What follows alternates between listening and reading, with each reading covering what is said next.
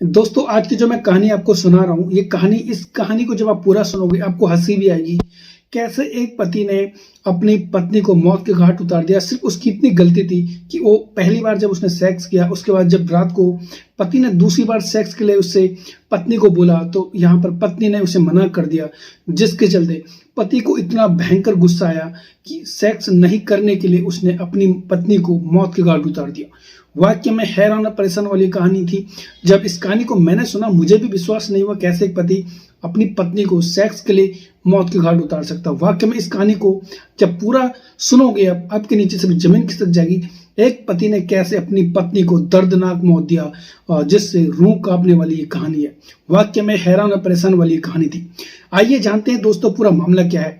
नमस्कार, आदाब, सत श्री अकाल। आज की जो मैं सच्ची घटना आपको सुनाने जा रहा हूँ, ये घटना उत्तर प्रदेश का एक जिला पड़ता है अमरोहा। 5 दिसंबर 2022 का ये मामला है। अमरोहा में रहने वाली जिसका नाम था रुखसार, उसकी शादी 2013 में अनवर से धूमधाम से हुई थी। उनके 3 बच्चे भी है। 5 दिसंबर 2022 का ये मामला है। उसी रात 5 दिसंबर की रात जब पति देर से घर आया और उसके बाद जब पत्नी से सेक्स के लिए बोला, पहली बार तो उन्होंने सेक्स कर लिया था, लेकिन जब दोबारा पति ने उसे बोला कि उसे फिर दोबारा उसका मन सेक्स करने का है, यानी जब पहली बार तो पत्नी ने मना नहीं किया, लेकिन जब पत्नी सो गई उसके बाद पति का दोबारा फिर मन रात को होता है, वो उसे सेक्स के लिए तैयार करता है, लेकिन पत्नी ने साफ मना कर दिया। इससे भी जब पत्नी ने उसे मना कर दिया तो पति को बहुत गुस्सा आया और उसके बाद पत्नी और पति में झगड़ा शुरू हो गया। झगड़ा इतना बढ़ गया कि जो पति था उसने उसे गला दबाकर उसे मौत के घाट उतार दिया। अब यहाँ पर जो पत्नी रुखसार थी उसकी मौत हो जाती है। अब वो घबरा जाता है कि जो पत्नी थी और बातों बातों खेलों खेलों में और उसने उसे मौत के घाट उतार दिया। जो शव था उसे एक पॉलीथीन में डालता है और उसके बाद घर से यानी अमरोहा से 50 किलोमीटर उस शव को कहीं झाड़ियों में फेंक देता है। पति झाड़ियों में फेंकने के बाद सीधा घर आ जाता है और उसके बाद सीधा पुलिस थाना जाता है। तो पुलिस थाना जाकर एक कंप्लेंट लिखाता है पति अनवर कि जो उसकी पत्नी है वो लापता है। पुलिस उसका कंप्लेंट लिखती है।